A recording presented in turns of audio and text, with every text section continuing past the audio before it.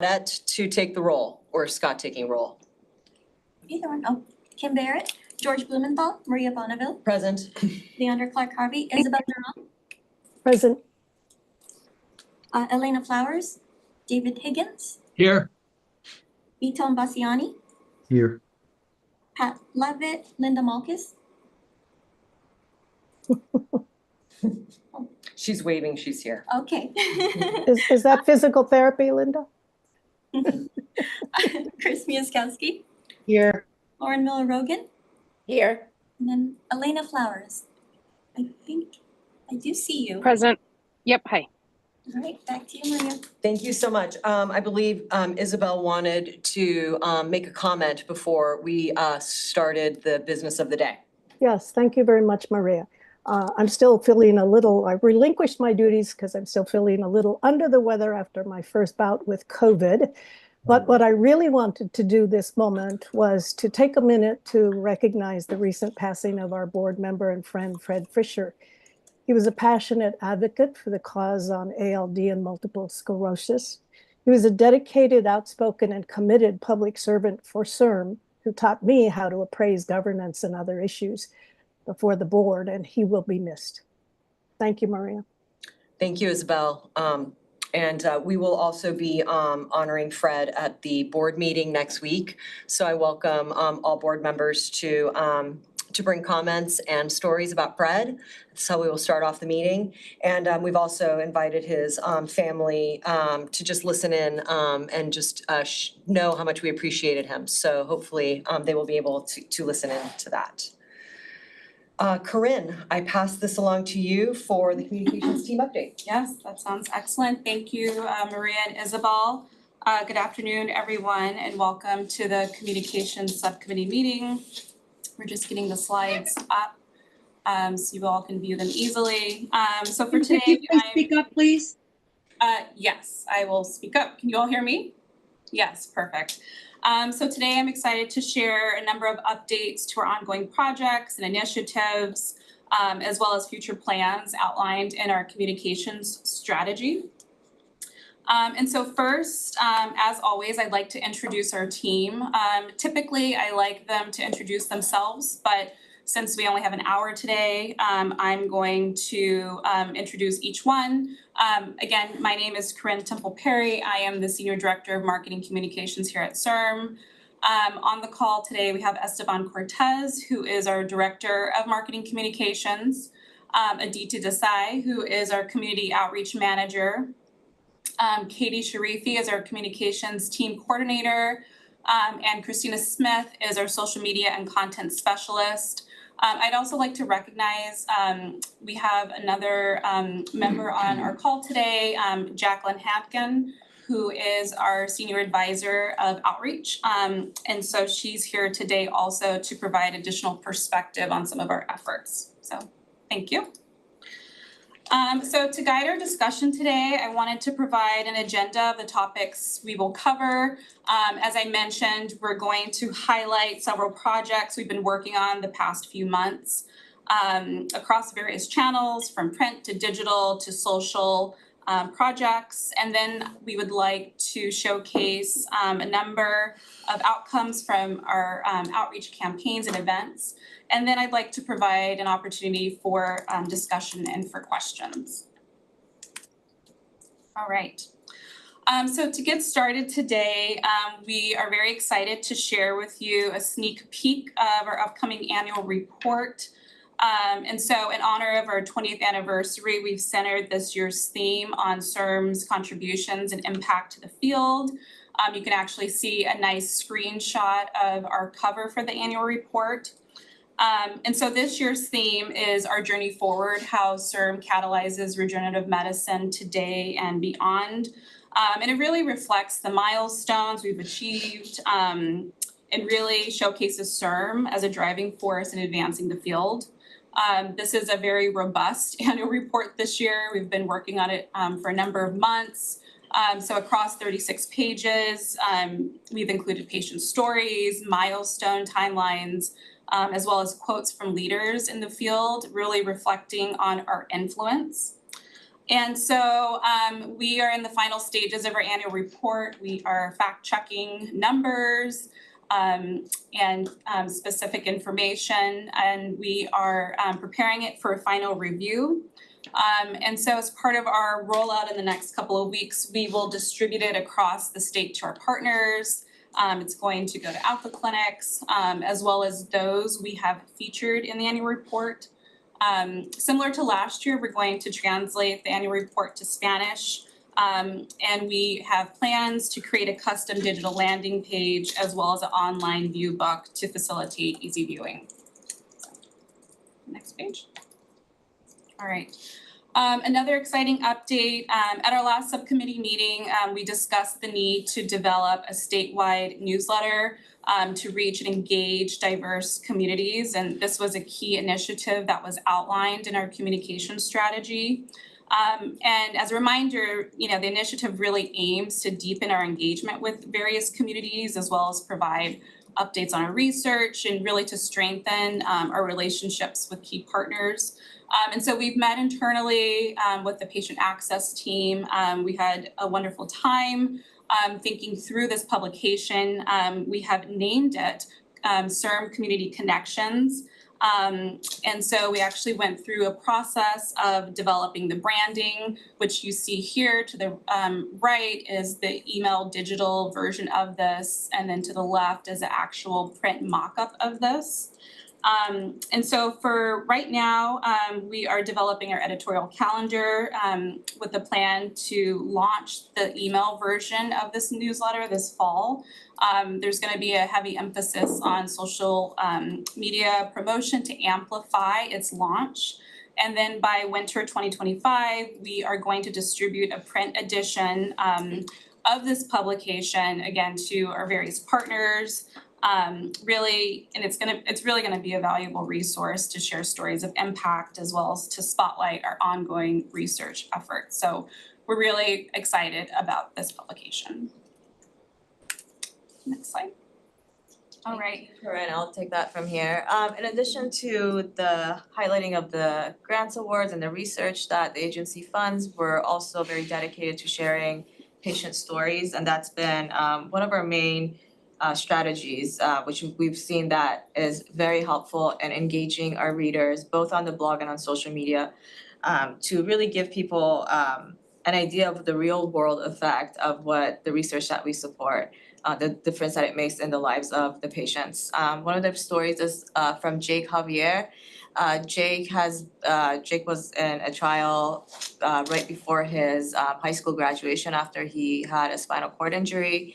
He has been having a lot of improvement and really just living his life and graduating college, going to earn his master's, and he is working now, he's getting married. So this was a really great story that I've actually been working on updating, as I know Jake personally.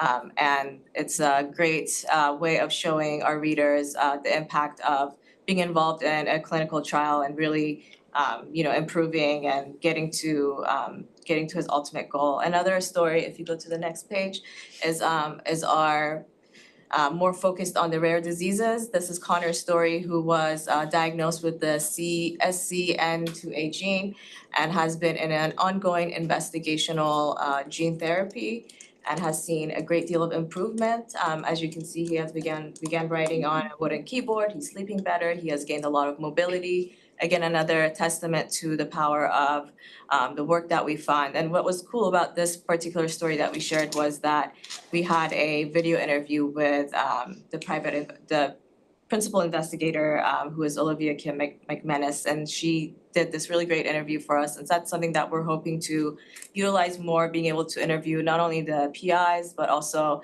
sharing the patient's perspective to give people that really in-depth understanding of the work that we do here at the agency. Katie?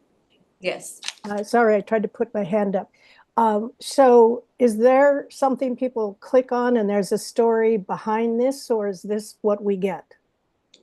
On the presentation, you're saying, or? No, on Connor's story. Oh yeah, this is an excerpt Okay. from the blog that is posted on the site. So what I want to say is that you say a rare mutation in the CN2A gene.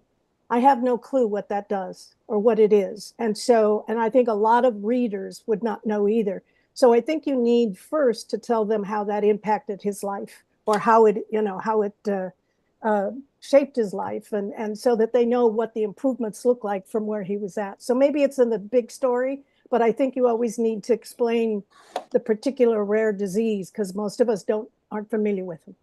Of course, and that's something that we always try to do, especially with, sometimes we post a part of the press releases of the research that we're funding, and that's where we really try to help people understand what the research, what the science is about before, we get into the impacts for the patient after participation. But thank you for that, Isabel. And just before we move on, these were just a couple of stories that we've highlighted, but we have a number of stories across our blog and social media with patients, trainees, and researchers. So as Katie mentioned, really utilizing the use of storytelling to illustrate some of these really important facets of CIRM and what we do, and what we engage with. So on the next slide. Perfect. And so in an ongoing effort to inform and educate the public, we hosted a recent webinar on advances in eye disease and regenerative medicine, which garnered a lot of strong engagement. And Jacqueline, who again is our senior outreach advisor, was really instrumental in organizing this effort. And so I'm going to invite her to speak a little bit on this initiative. Thank you so much. Good afternoon, everyone. My name is Jacqueline, as mentioned, and I am based in the Los Angeles area. This was really an exciting effort, endeavor, and well received. As you can see by some of the numbers, this was the first of hopefully many that we'll look to explore and develop over the next year and ongoing. And the name of this was Exploring Advances in Eye Disease and Regenerative Medicine. We had Dr. David Liao and Dr. Pablo Avalos, who also, Pablo runs the Alpha Clinic program at Cedars, and they were our clinicians and experts in the field. 2 patient advocates, Kristen McDonald, I think some of you might be familiar with Kristen, of course, and Veronica as well. They were both in early trials at different times, and they shared their experience beautifully. And Dr. Avila, of course, introduced the webinar, and it was really excellent. And it's a public service that we should continue to explore and develop and give back to not just Californians, but people who have access to participate worldwide. The few comments that we received back, we didn't ask for them. It's something we can consider in the future. And just in terms of a follow-up, were very well received, and people just appreciated the efforts, but also the ability to explore and talk about science for every person, for a lay person who's not necessarily a scientist, but that's affected in one way, shape, or the other. So thank you for the opportunity to talk about the webinar and be here with you today. Jacqueline? Yes, Isabel. Put my hand. One of the things I always like to see is when you put 135 registrants, I like to know if you got a diverse audience, because I think that's very crucial in whether our outreach is working to those diverse audiences or why we can't get them. And I think Cedars-Sinai does have a little bit of diversity going on over there now. So right. I'm just asking. Yeah, no, that's very good. It's a great question, and it's hard to know. When we did the registration, we didn't ask for specific questions like that. In our follow-up, we did talk about going forward, like including, a follow-up survey. But we can explore together with the comms team, and I'm happy to talk with you separately and anybody else about how we sensitively and thoughtfully how we can go about gaining that information in the right way. Yeah. So it's hard to know. We field phone calls and outreach efforts from patients around the world. All those people at least had access to this invitation as long as we had an email address from them. And as you know, a lot of people joined, even though a lot of these people registered, didn't mean everyone attended. And a lot of people who did attend didn't necessarily have their cameras on. So And as it was a webinar, well, actually it was a webinar, so that wouldn't be, it was one facing. But those are things that we should think about for the future in exploring follow-up surveys and figuring out where these people are coming from and how they learn about the webinar and so forth. Jacqueline, just very quickly, thank you for sharing that. I can chime in that, aside from promoting this webinar widely on our social media channels, through our emails, to our own audiences, we did also extend invites to communities on Facebook. Like, we also reached out to Facebook groups focused on vision loss or retinitis pigmentosa. And I think that was one of the reasons why we were able to get, a high number of registrants for I think it was about 2 weeks that we were promoting this. So even though we invited the general public, we did also emphasize encouraging patients who either were patient advocates for vision loss or who were living with conditions like retinitis pigmentosa or macular degeneration. So I did want to recognize that we did do some outreach to some of those communities. And in addition to that, we worked with Kristen McDonald, one of the patients there, to promote the event to her own community, which I believe was the Foundation Fighting Blindness, to extend the invite as well. Right. They promoted it in addition to the Braille Institute, which was related to a community that Kristen's involved in. So we'll do more of that, and this kind of like a mushroom experience, opportunities to work within patient advocacy organizations as well. So Esteban, one follow-up. Did you also, in reaching out by social media and all of those groups, did you give specific data about some of the different groups and how they're impacted so that they know it means them too? Because sometimes if it's a very general message, people don't know that maybe they should find out about this. If they learn this is happening in your, 5% of your community is impacted by this. And so I think it's really important to have a little bit of data in those messages. Yeah, absolutely. I do want to recognize that we did include some data on the CIRM side around how much we've funded in this area. And, this was just a really great collaborative effort, because you can see on the screenshot here, the participants that ABLA participated, who was really helpful in even, again, highlighting some of the research projects that we funded. I don't have the number around how much we've funded in this area at the moment, but we did make sure to include some of those key messages in some of our outreach. But that's not what I'm talking about. I'm talking about patients themselves and which communities they come from, and therefore how they're impacted, and therefore they might want to participate. So, if this is a kind of a disease and an issue that might impact 5% of the Black community, or 7% of the Latino community, or 10% of the Asian community, I think those little data points are really critical for someone to say, I didn't know that was a problem in my community. Maybe we should learn more. That's, to me, what that social media outreach is about. Okay, thank you. Really quickly, I'm so happy to see these come back into the fold. This used to be something we would do, years ago, where we would have Facebook. Back then it was a Facebook Live, and I'm not sure if that's even the right forum anymore. And so that's something else to consider. But these were really popular. Our internal team loved it, the researchers loved it, and the patient advocates loved it. So I'm really happy to see this come back. So thank you. Thank you. And I will say, prior to that, in the early days, we had the spotlight on diseases in the early days of the creation. So thank you. Excellent. Thank you. And thank you, Isabel, for your comments. We will definitely incorporate that feedback into planning these webinars moving forward. And thank you, Jacqueline, also for providing an overview of that great webinar. Okay.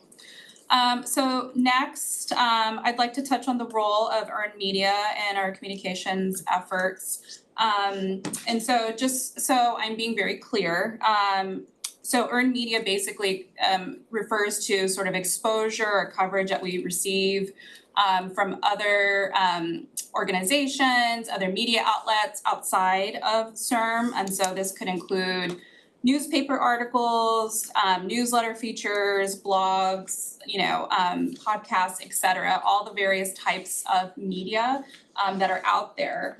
And so over the past year, we have increased our earned media coverage by about 32%. Over the past quarter, we've seen a significant uptick in that, where we've had coverage in various regions such as Southern California, even in Fresno and Central California. You can see here in the next couple of slides, we have a number of examples, or actually if you could just go back for 1 second, of our earned media coverage, including featuring our funded research, patient stories. JT was very popular. And we actually, we had those photos taken so that, you know, to make sure that he had a nice shot to go with this. But these are just, again, a couple of examples of some of the media coverage that we received over this past quarter. And if you keep going, things such as research talking about our manufacturing network, a lot of uptick and coverage of our awards, around our education and training programs. You can continue.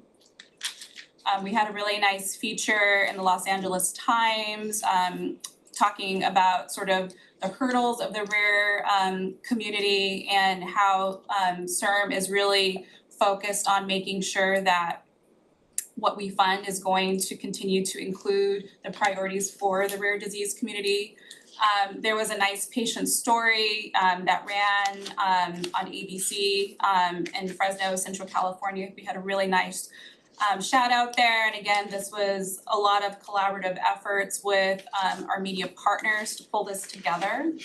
I'm sorry, go back. And so I will just say, you know, we attribute these increases to a few key reasons. One, we have, over the past few months, really focused on establishing a protocol for our communications team. We've released, you know, press releases regularly. In addition to that, which is really, really crucial to earned media, is that we've increased our owned media. So that's highlighting our programs, talking about, you know, our key achievements across all of our social network, our blogs, putting information out there. And the more that's put out there, the more people are going to recognize our efforts. Two, in addition to that, we really prioritized our relationship building with communication teams. Say, for example, communications teams that are at a lot of our Alpha Clinic networks, as well as developing key relationships with researchers and PIs. And so they have kept us in the loop. And, you know, we really work collaboratively to enhance the media that comes out of this. And we've also established relationships with key reporters to understand their beats and interests. And, you know, maybe there's, you know, a conversation that's happened, maybe they don't have something right now for us, but by regularly engaging, this is really, really crucial to highlighting, you know, a lot of our media and making sure that we're developing enough coverage in what we're doing. And so I would say that the third point is that we have invested in our media analytics and monitoring tools. So for context and clarification, right now, a lot of, you know, our media list is basically run through MailChimp, which is basically static.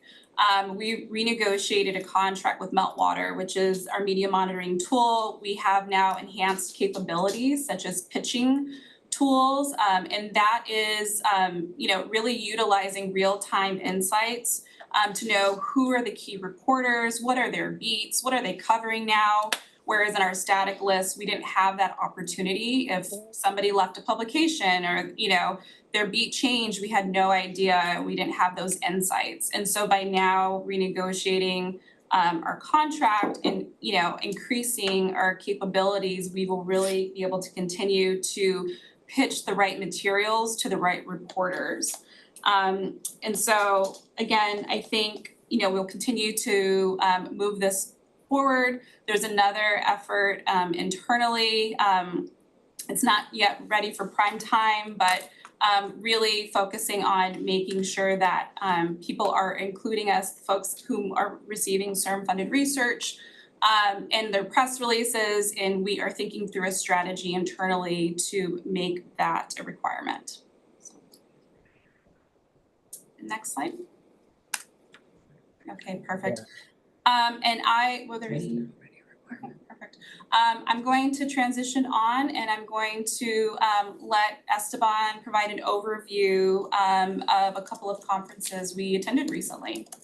Yeah, absolutely. And then just before I get into this, I just wanted to recognize that on the previous slide, ABC 30 is the news channel that I grew up watching in Central California. So it was really great to see a patient story from Central California. And I've been able to connect with the mom who has an upcoming treatment at UCLA. So we look forward to sharing more about that. But if you could go to the next slide, Christina, I did want to recognize that, in addition to some of that collaboration that Corinne just highlighted, we spent some time this summer working with various teams to support the Spark and trainee conferences at UC Riverside and USC. But before I get into that, I did really want to recognize and highlight the hard work that Daisy Sin and Kelly Shepard put into organizing these conferences and making them a huge success. So I wanted to do that before I get into some of the work that comms did for these. But really what we did is we provided marketing support for both conferences, and that included branding, messaging support. We also created social media toolkits for the interns and trainees to engage on social media. For the Spark conference, we worked closely with the UC Riverside event planners and the media teams to amplify coverage of the event. And as you can see here, some of these screenshots, we of course gathered some content. We made sure that we asked some of the students, about their perspectives. How would they talk to their family members about regenerative medicine? We also worked with the UC Riverside team to the College of Engineering to issue a joint press release. And it was really in-depth and really highlighted CIRM's involvement in making this conference happen and funding some of these programs across the state. So that was a really big success.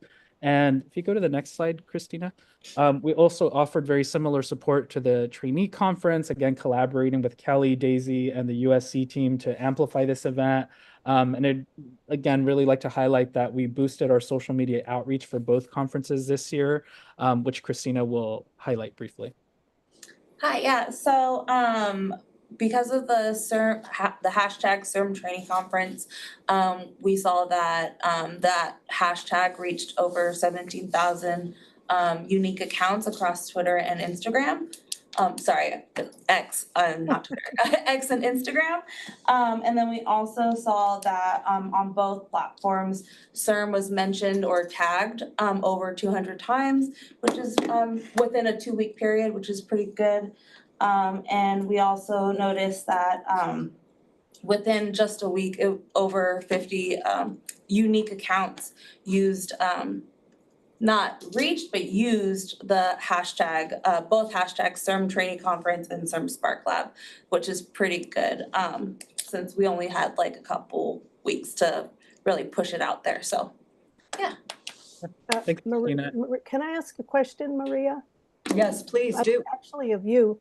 I'm just wondering, I know X is very popular, but I'm wondering if, given its inflammatory messaging and leadership, I'm wondering if this might send a different impression of CIRM than we want it to be, our values, our, beliefs. And I left, my agency left X because we did not want to be associated or affiliated with all of the mis and disinformation that was going on there.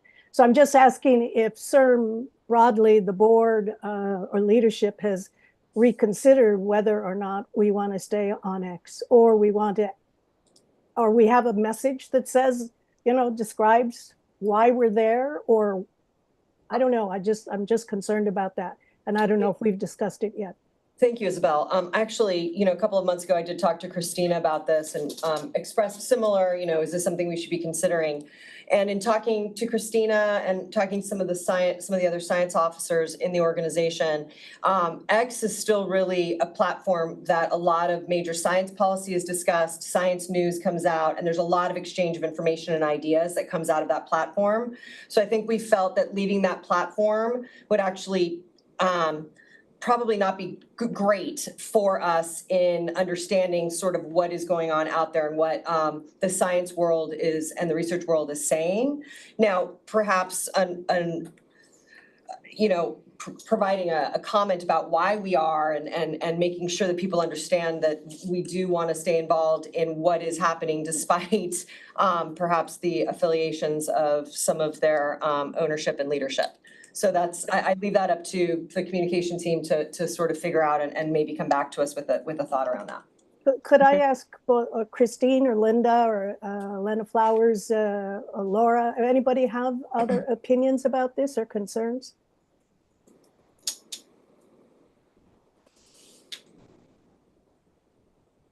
Well, this is Elena. Which is, I guess, just to say, I'm not actually a huge. I don't use a lot of social media for my own science, but my experience is that from a purely science perspective, everything Maria just said is fairly true. People are still using X to disseminate and share information. Yeah, thank you. And I just wanted to chime in that one of the things that we are monitoring actively is just taking a look at what other state organizations or science institutions are doing as well. There of course was some drop off, but we are still seeing that a lot of the major institutions remain there so that they can have some of these real-time conversations. And we are of course continuing to monitor that. But thank you for that suggestion. We absolutely will make a statement, and that's something that we can post about why we remain on that platform. Thank you. Can you move on to the next slide, Christina? Oh. And we will follow up with sharing this video as well with everyone after this meeting. And then just really quickly, before I transition over to Aditi, just to give a quick update on the progress of the website is that we, of course, have continued to move forward with this project. We've been working on this for most of the year to improve our digital presence and ensure that our mission and programs are communicated effectively. So if you recall at the last meeting, we highlighted that we went through a strategy and design phase, which included the comprehensive audit, a web design, a user interface, and also a phase to develop content. So now we're focused on wrapping up the development of the site, and we're excited to share a screenshot preview here of the staging site of the website. And as you can see, the homepage has improved navigation, more streamlined design, which will improve the user experience once we launch. So now we're working with the internal teams to review and confirm content for specific pages. And once some of those recommendations are made from the upcoming strategic allocation framework, we'll make sure to ensure that any updates are reflected in the content. So as we're working through this, recognizing that this is always going to be an ongoing project, we'll continue to look at the content and looking for opportunities to continue to make improvements to keep the site fresh and up to date. And I would like to end this update on the website by recognizing all of the teams, all of the internal staff who have provided feedback and support while balancing so many initiatives that are going on here at CIRM. And with that, I'll go ahead and transition over to Aditi, who will highlight some of our outreach efforts and recent events. Thank you, Esteban. Hopefully everyone can hear me okay. You can go to the next slide. So before I go through just a quick snapshot of some of the events that we've attended recently, I did want to just be responsive to some questions that have come up in terms of how we decide which events to attend, what kind of prioritization method that we go through. So you'll see on this slide on the left side, specifically some priorities and considerations that we go through, and then the specific strategies related to those priorities. So the first one is aligning with outreach priorities and CIRM-funded research. So we prioritize events that are identified in an outreach calendar that I maintain. So it's a very large compendium of possible events. And we try to ensure that there's consistency within our communications plan that was developed at the beginning of the year. And we focus on events that align with research areas that are funded by CIRM. So at those events, we'll present information about how much CIRM is funding in these disease areas. We also prioritize community initiatives. So prioritizing invitations from community groups, patient advocacy groups that are requesting our attendance, whether that's at events having booths or giving presentations or talks. We also want to make sure we're maximizing potential engagement. So we look at events that give us the best opportunity to engage with specific communities that might be most impacted by some of the disease areas that CIRM is putting funding research in. So, and then also looking at community diversity. So making sure that we're emphasizing reaching diverse communities, especially those significantly impacted by the disease areas that we're funding research in. We really take great pride in investigating the event in detail, as well as the organizations that are hosting as well as present at the event, just to ensure that everyone involved are trusted messengers that align with kind of the messaging that we want to align with, and you know, they are trusted messengers in these communities that we want to reach. And then of course, we have to look at the cost of these events. So we take into consideration the cost-effective options. I really try to find options that are no cost to us, being a state agency. But sometimes there is a minimum fee that we have to consider. So we have to, you know, look at the cost and look at the potential impact, the potential engagement numbers, and really do a cost-benefit analysis to determine if that event is something we should attend. Next slide. And then just before we transition on, these are some initial considerations in terms of priorities and our strategy. And, you know, obviously with Aditi's arrival at CIRM and being our first official community outreach manager, this strategy will evolve over time. And we welcome any feedback, thoughts, and direction. And as I start to review some of the events that we've attended, I do want to emphasize that this isn't a complete list of events that we've attended recently. I'm just kind of providing a snapshot of some of the high engagement events that we've participated in to share some outcomes. So in August, we participated in the Bay Area Community Health AHANA Health and Resource Fair. This was hosted by Bay Area Community Health and the Unlock organization. It took place in East San Jose. It had around 200 attendees, and at our booth, we specifically had around 60 interactions. The majority of the population that was present spoke Spanish, or were part of the AAPI community. You can go to the next slide. So this was a really great event. Just kind of on a personal note, when I first moved to California, I started my career with Bay Area Community Health. At the time, it was called Tri-City Health Center. So it was really great to be attending this event again, which was part of my previous role at Bay Area Community Health. And it was really great to engage with communities that are often underserved, overlooked, communities that don't know a lot about regenerative medicine, stem cell research, gene therapy. So it was really great to bring general foundational information to this community, but also provide them with resources on how to find out more, how to engage possibly and learn more about clinical trials, learn more about what CIRM is funding. And Esteban attended this event with me, so I also wanna just open the, give Esteban a couple of minutes just to share if he had anything to add.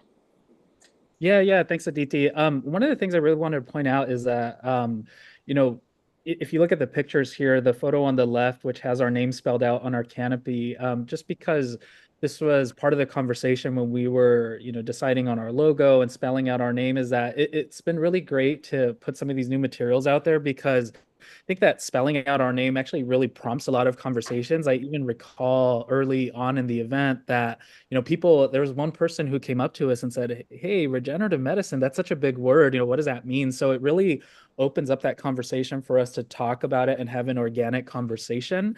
I will say it was really great practice for me, you know, being a Spanish speaker, but not necessarily a science Spanish speaker, to really like freshen up my skills on talking about that. We gave out a ton of Spanish annual reports. And, you know, even to what Aditi said about our event strategy, what was really great about this particular event is that at the very beginning, we're also able to engage with other organizations who were there. As an example, we connected with an Alzheimer's organization there, who we connected with after the event, and we learned about other upcoming outreach opportunities through that. So really great event. I think it was a really great example of community outreach and some of the great conversations that we can have. Thank you, Esteban. You can go to the next slide. So the next event, sorry, was there a question? Okay. So the next event I wanted to just highlight was a talk Esteban and I gave to the Mid-Peninsula Widows and Widowers Association located in Los Altos. So this was an event that we were invited to. We got an email to the press inbox just inquiring if we were able to give a talk to this group.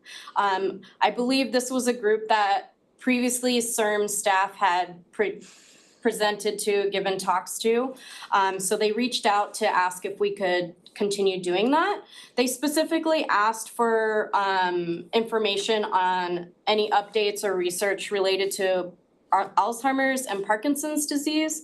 So we were able to really cater the messaging, the talk, the presentation to provide that information. So there were about 50 individuals that attended the meeting, and the majority of the individuals were older and primarily Caucasian. You can go to the next slide. So one of the great things was really being able to engage folks who either had direct impact from these disease areas or, really had interest in learning more about what was going on in these disease areas.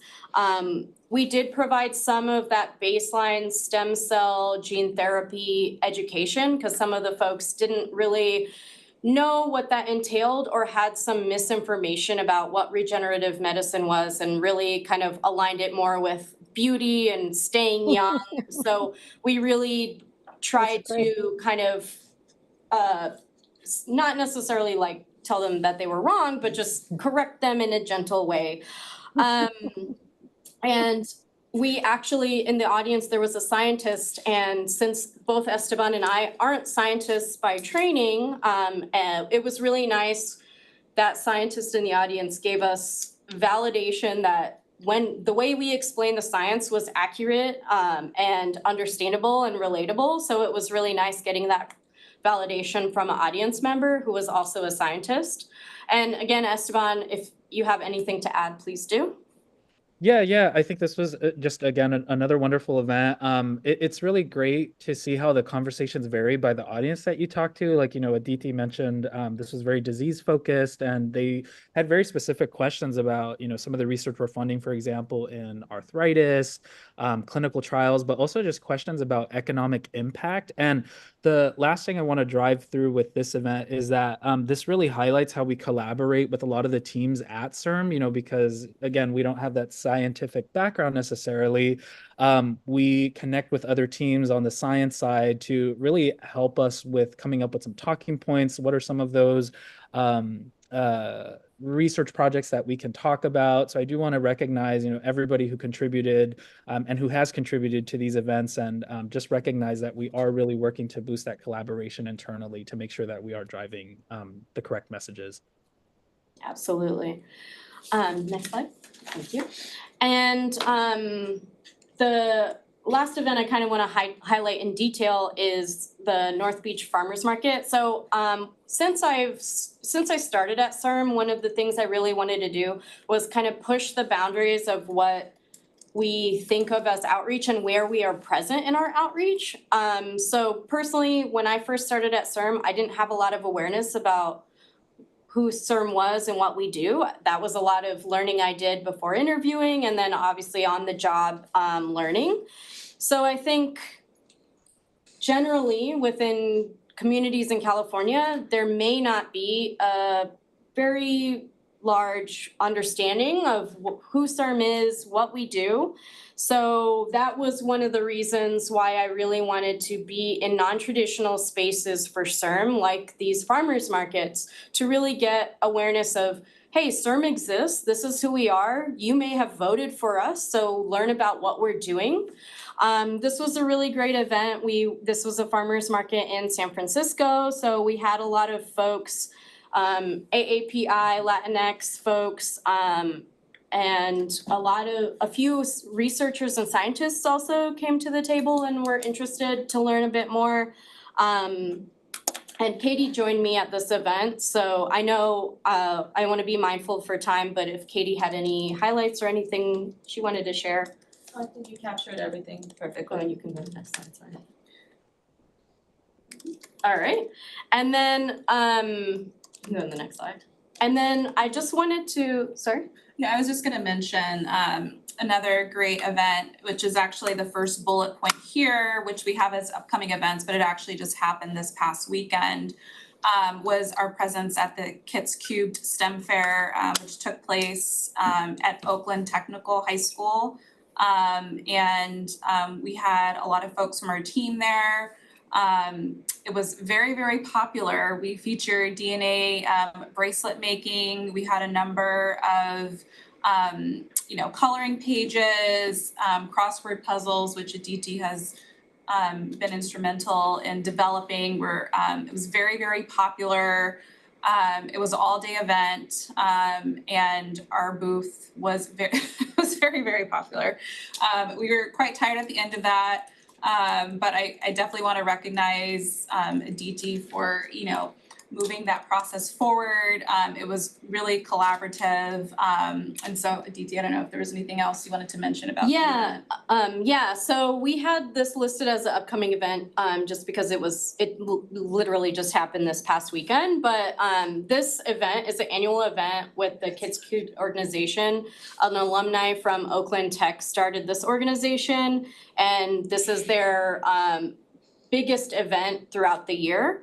The event really tries to hone in on reaching communities that are overlooked and underserved in the spaces of STEM, and really encourage youth from those communities, very specifically Black African American communities and also Latinx communities, to engage in STEM activities and to get excited about STEM subjects. So the event really it has interactive experiments, so most of the booths have something interactive. And so when we went last year, it was right after I started, so we didn't have a lot of time to create these hands-on activities.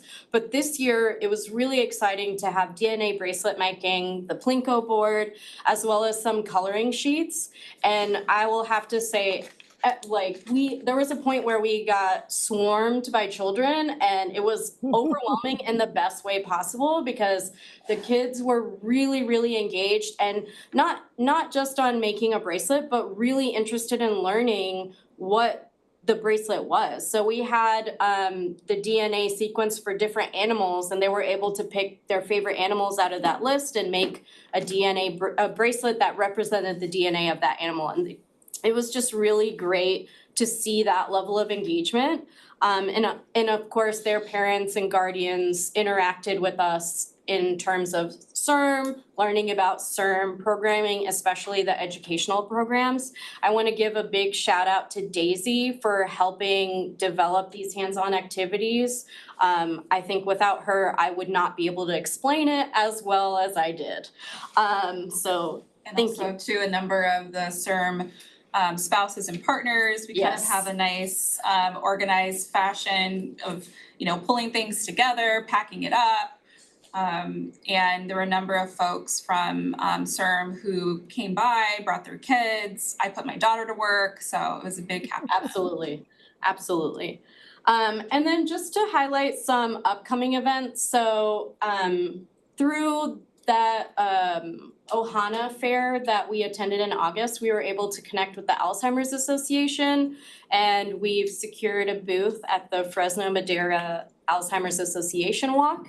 And then I've also been working to reach out to various Rotary clubs, specifically in the Bay Area, but also throughout the state, with the help of Jacqueline, to secure dates and times to have some presentations, some talks, just to share about CIRM, who we are, what we do, and also similar to that Los Altos talk, maybe provide some specific disease area information should they request it. We also have some events happening in Southern California that are coming up. So right now, Jacqueline is attending the Sickle Cell Disease Educational Summit that is going through the end of the week. And then we also have the Vision Walk that's taking place October 26th. That's with the Foundation for Fighting Blindness. And then finally, we have our World AIDS Day event, which will be taking place in Palm Springs that Jacqueline will be attending in December. So I know that was a lot. Thank you so much. Great work, Thank everybody. you all. That brings us to the end of our presentation, and we just wanted to open the floor. If you have feedback, thoughts, questions, we're open to that. Board Isabel members. here. Go ahead, Isabel, please. Oh, I was just wondering, whenever you talk to whomever you speak with, do you tell them that this is taxpayer funded and thank you very much all the time? Yes, every time. So that's part of I'll speak for myself. Whenever I'm in the community, that's part of my kind of spiel, or my one of three versions of the spiel is where a voter approved state funded agency, that's one of the very first things I say after explaining what CIRM stands for. So yes, definitely that's a key part of the messaging. Do they respond? In other words, oh, I didn't know that, or sometimes they'll ask like, oh, what does that mean? And so then I'll talk about the propositions and try and see if they might vaguely remember either of the propositions. But yeah, sometimes, most of the time they are like, oh, okay, cool. Yeah, I can chime in too, because, you know, having been at some of these events, using the Kids Cubed event in Oakland as an example, that's also part of my pitch. So I will speak for myself, and I think really for most of the team is that we always make sure we mention that.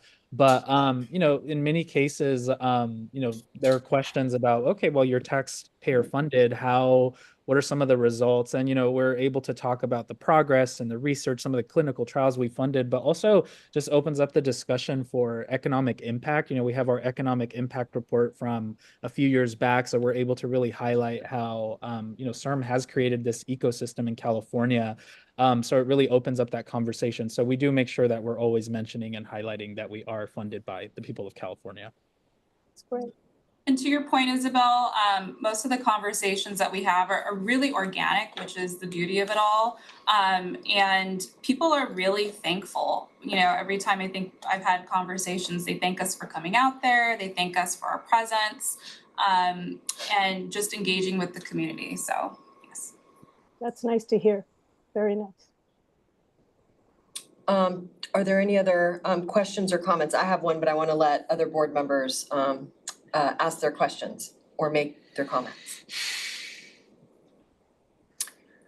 Okay, Christina, this is for you. I would love it if either at the not next week's board meeting, because that's next week, but at the next Communications Subcommittee meeting and then likely the December board meeting, I would love to talk more about our social media strategy, who we talk to on that, how often. Like I have questions, you know, for example, at the trainee conference, would we ever do like a live, you know, Instagram reel during that time, or a story at the, I mean, I'm not speaking the right words, but you know what I'm trying to say. I know what you I'm mean, old, yes. so you know what I'm trying to say. So I would love to hear about that and just sort of what our thoughts are around that. Sure. Okay, thank you. Excellent.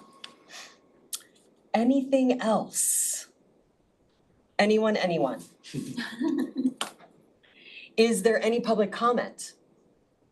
There are no hands raised. Can I just say one thing? Of course you can. I just want to thank all the board members who have volunteered. I know some of you volunteered to attend events and had to back out last minute for personal reasons, which are totally understandable, but I do want to thank you so much for even just giving the possibility of your time, and I will continue to work with Claudette to get information about events out there to hopefully see if you all can join, because it's really great having board members attend and just to see the outreach and the way the community is receiving us. So just wanted to mention that.